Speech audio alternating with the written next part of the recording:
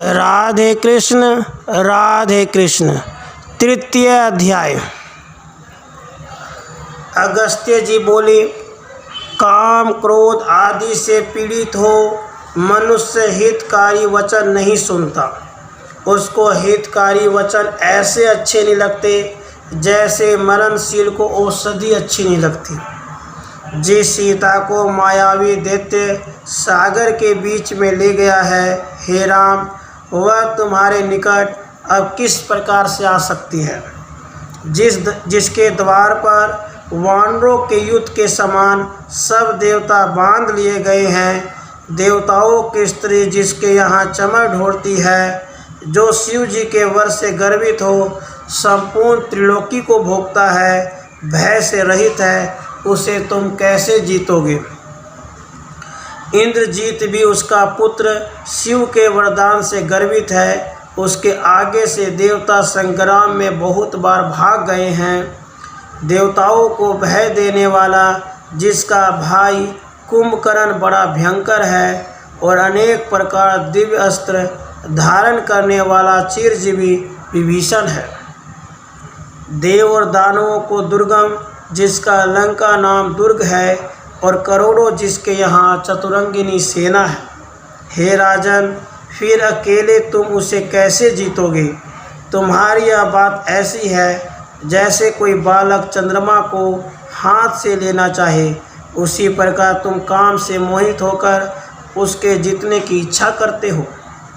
श्री रामचंद्र जी बोले, हे मुनिश्रेष्ठ, मैं क्षत्रिय हूँ और मेरी भार्या राक्षस ने हरण कर ली है। जो मैं उसे न मारूंगा तो मेरे जीने से क्या फल है। इस कारण तुम्हारे तत्वबोध से मुझे कुछ भी प्रयोजन नहीं है।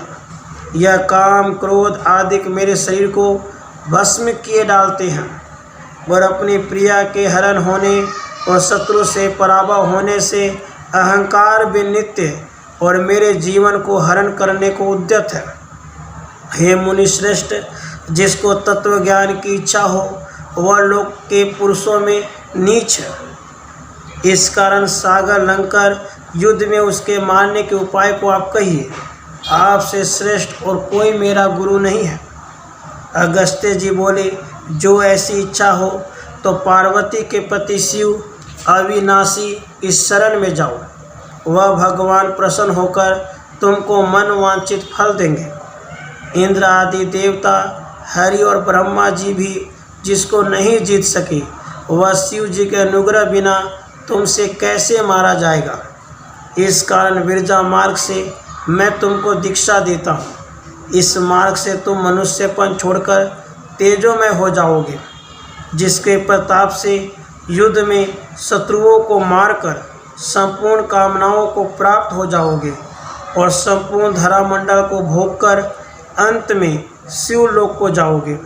सूत जी बोले, तब रामचंद्र जी मुनि श्रेष्ठ को दंडवत प्रणाम करके दुख त्याग प्रसन्न मन हो बोले। श्री रामचंद्र जी बोले, हे मुनि, मैं कृतार्थ हो गया, मेरे कार्य सिद्ध हो गए।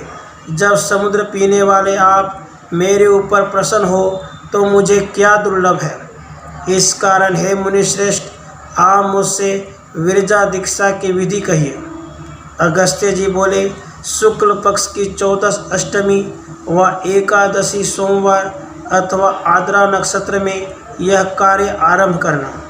जिनको वायु श्रेष्ठ, रुद्र, अग्नि, परमेश्वर, निरंतर जगत के नियंता, सर्वश्रेष्ठ ब्रह्मा आदिकों से भी परे शिव कहते हैं। जो ब्रह्मा, विष्णु, अग्नि, वायु इनके भी उत्पन्न करने वाले हैं, इस प्रकार सदा शिव का ध्यान करके अग्नि बीज से गृह अग्नि का ध्यान कर देह उत्पत्ति के कारणभूत जो पंच महाभूत हैं वह वायु बीज से अर्थ अलग है। इस प्रकार भावना करके उन महाभूत के गुणों का कर्म से ध्यान करें। गृह अग्नि से दग्ध होने वाली भावना करावे।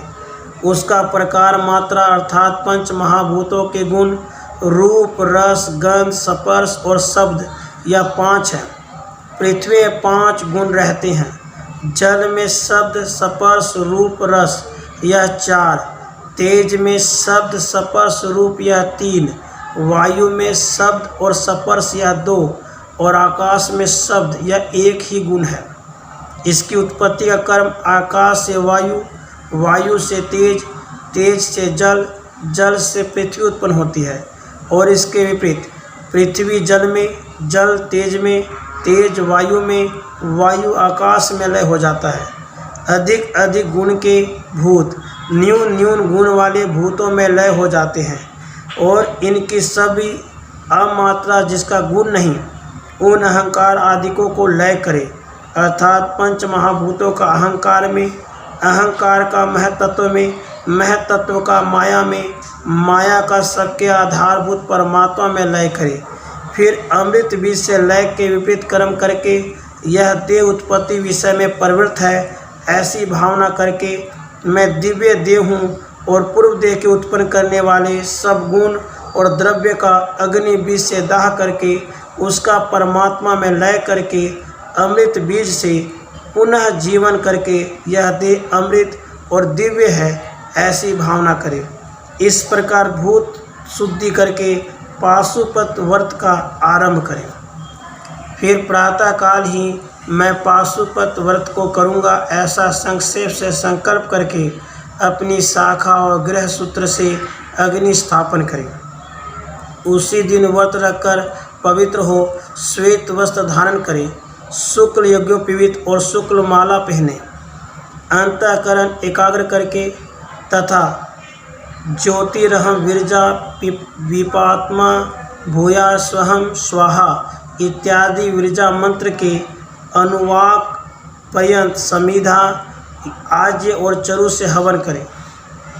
हवन के बाद याते अग्नि यज्ञातनुः इस मंत्र से अग्नि को आत्मा में आरोपित करके अग्नि के भस्म को अग्नि रीति भस्म इत्यादि मंत्रों से अभिमंत्रित कर ललाट आदि अंगों में धारण करें। जिस ब्राह्मण के शरीर में भस्म लगी होती है वह महापातकों से छूट जाता है। जिस कारण से अग्नि भस्म अग्नि का वीर्य है, मैं भी अग्नि वीर्य के धारण करने से बलवान हो जाऊंगा।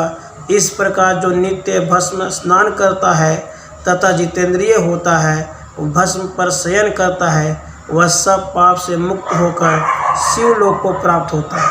हे राजन, तुम इस प्रकार करो और शिव सहस्र नाम मैं तुमको देता हूँ, इससे तुम्हारे सब मनोरथ पूर्ण हो गए।